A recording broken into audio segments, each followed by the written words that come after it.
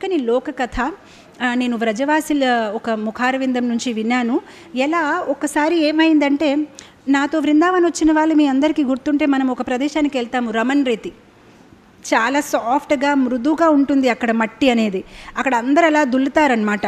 అంటే వాళ్ళు అంటారు ఆ ప్రదేశంలోనే కృష్ణుడు రోజుమర ఆటలు అక్కడే చేసేవారనమాట. ఆటలు ఒకరిని ఒకరు తోసేయడము, ఆడుకోవడము, గేమ్స్ ఉంటారు కదా పిల్లలు, ఆ దాగులు మూత ఆట, అలాంటివన్నీ అక్కడే ఆడేవారనమాట. ఇప్పటికి కూడా మనం వెళ్తే అక్కడ ఆ ఒక మట్టి చాలా మృదుగా ఉంటుంది. అండ్ సాయంత్రం పాటు ఒక ఏనుగు హారతి చేస్తాడనమాట, చాలా బాగుంటుంది చూడ్డానికి అనమాట. సో ఆ వ్రజవాసులు చెప్తూ ఉన్నారనమాట. ఒకసారి ఏమైందంటే, వాళ్ళు ఒక మంచి ఒంగులు దూకులు ఆట ఆడుకుంటున్నారనమాట. అంటే చిన్నపిల్లలు అలా ఆడుకుంటారు కదా. ఒక అతను దొంగ అనమాట. అతను అలా వంగి ఉంటే కొంతమంది పిల్లలు అలా పరిగెత్తి వచ్చి ఎగిరి తన మీద నుంచి దూకాలి. గుర్తొచ్చిందా ఆట? చాలా బాగుంటుందన్నమాట. సో ఎవరైతే అలా దూకలేకపోతారో వాళ్ళు దొరికిపోతారనమాట. మళ్ళీ వాళ్ళు దొంగగా ఉండాలన్నమాట అక్కడ. సో ఒకసారి ఈ రమణ్ రేతిలోనే ఈ ఆట జరుగుతుందన్నమాట. ఎవరో ఒక గోపబాలకుడు వంగి ఉంటే అందరూ పరిగెత్తి వచ్చి ఎగిరి అలా జంప్ చేసేసి దూకేసి వెళ్ళిపోతున్నారనమాట. సో ఈ ఆట అందరు ఆడుతూ ఉంటారు, కానీ కృష్ణుడు మాత్రం ఎప్పుడు దొరకడనమాట. తను హ్యాపీగా ఎగిరి వెళ్ళిపోతూ ఉంటాడనమాట.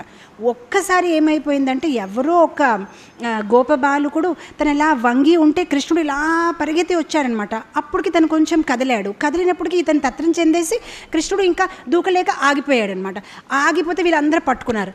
అమ్మ అయిపోయింది, ఇప్పుడు నువ్వు దూకలేకపోయావు కదా, ఇప్పుడు నువ్వే దొంగ. కృష్ణుడు అన్నాడు, నేను ఇలాంటి ఆటలు నేను ఆడను, నంద మహారాజ్ కొడుకు నేను, అలాంటివి ఇక్కడ చెప్పొద్దు, మా ఇంట్లో కూడా బోళ్ళు ఆవులు ఉన్నాయి, ఆట ఆడినప్పుడు అందరూ సమానమే, నువ్వు ఇప్పుడు దొంగ అవుతావా లేదంటే నీతో ఎవ్వరు ఆడరు. సరే అయితే అవుతానని ఒప్పుకొని ఇప్పుడు కృష్ణుడు ఇలా వంగి ఉంటే ఆ గోపబాలకులు పరిగెత్తి వచ్చేసి ఆయన మీద నుంచి దూకుతున్నారనమాట. అలా ఎగిరి దూకుతున్నారనమాట. ఈ యొక్క సన్నివేశాన్ని ఆకాశం నుంచి దేవతలు చూశారనమాట. చూసినప్పటికీ వాళ్ళకి హార్ట్ ఫెయిల్ అనమాట.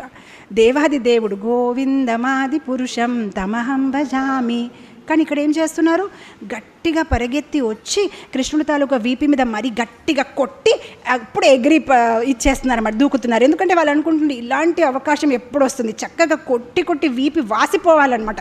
ఎంత హ్యాపీగా ఉంది వాళ్ళకి. వీళ్ళందరూ ఇలా పైనుంచి ఇలా చూసి ఆశ్చర్యపోతున్నారనమాట, దేవాది దేవుణ్ణి వీళ్ళు ఇలా కొట్టుతున్నారా అని. మొత్తం మీద ఇంద్ర, చంద్ర, సూర్య, యమ వీళ్ళందరూ మాట్లాడుతూ ఉంటే, మనం ఒకసారి వెళ్ళి చూద్దామా, ఆ కృష్ణుడితో ఆట ఆడుకుందామంటే, సరే అయితే నేను రెడీ, నువ్వు రెడీ, ఓకే సరే.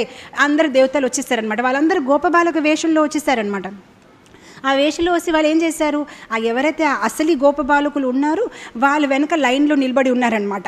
ఇంద్ర, చంద్ర, కువేర అందరు దేవతలు అనమాట లైన్లోని. మనం కూడా ఒక్కసారి దూకుదాం, ఎలా ఉంటుంది, ఆనందంగా ఉంటుందేమో. మొత్తం మీద ఎప్పుడైతే ఇంద్ర తాలూకా ఛాన్స్ వచ్చేసింది, అతను పరిగెత్తి వచ్చి కృష్ణుడి దగ్గర వచ్చినప్పుడు గోవిందమాది పురుషం తమహం భజామి గోవిందం ఆది అయిపోయింది. వీళ్ళంతా ఎవరైతే అసలు గోప బాలకులు, ఏంట్రా దూకవా, దూకు అంటే నేను చెయ్యలేనేమో అంటే, అయితే సైడ్కే వెళ్ళు, జరగో మాకు చేయడానికి వాళ్ళకి అర్థం అవ్వట్లేదు అనమాట. మొత్తం మీద సూర్య చంద్ర నవ్వుతున్నారనమాట. అంతవరకు వెళ్ళి చేయలేకపోయామంటే మీ ఛాన్స్ వచ్చినప్పుడు చూస్తానులే అని. అప్పటికి ఆ సూర్యుడు వచ్చేసాడనమాట, ఇంకా రెడీ. పరిగెత్తి వచ్చినప్పటికి కృష్ణుడు దగ్గరకు వచ్చినప్పటికి నీరు కారుతుందనమాట. గోవిందం అది నో, నేను చెయ్యలేనేమో అని ఏం చేస్తున్నారని ఆ అసలు గోపబాలకులు అనమాట. వీళ్ళేంటి ఇలా యాక్ట్ చేస్తున్నారు, మీకు రాకపోతే పక్కన వెళ్ళండి, అండ్ ఇలా కాదు చూడండి నేను ఎలా కొడుతున్నాను, గట్టిగా టపాకని మళ్ళీ కొడుతున్నారనమాట. వాసిపోవాలి, అలా కొట్టి ఎగరాలన్నమాట. మొత్తం మీద ఆ దేవతలు ఇంకా ఒక్కరైతే చలో మనం వెళ్ళిపోదాం, ఇంకా ఇక్కడ మనం చేయలేమన్నమాట. సో ఇంద్రుడికి ఆ మాట గుర్తొస్తుంది అనమాట. మీ గోపబాలకులు మీతో ఎంత సన్నిహితంగా ఉంటారో అలా మేము ఉండలేము కదా. సో మీ భక్తుల కోసం మీరు ఎలాంటి వేషమైనా మీరు ధరిస్తారు స్వామి అని ఆయన మాట్లాడుతున్నారనమాట. కృష్ణ కృష్ణ కృష్ణ లగే సబ్ కృష్ణ కృష్ణ కృష్ణ లగే సబ్ కృష్ణ कृष्ण कृष्ण लगे सब कृष्ण कृष्ण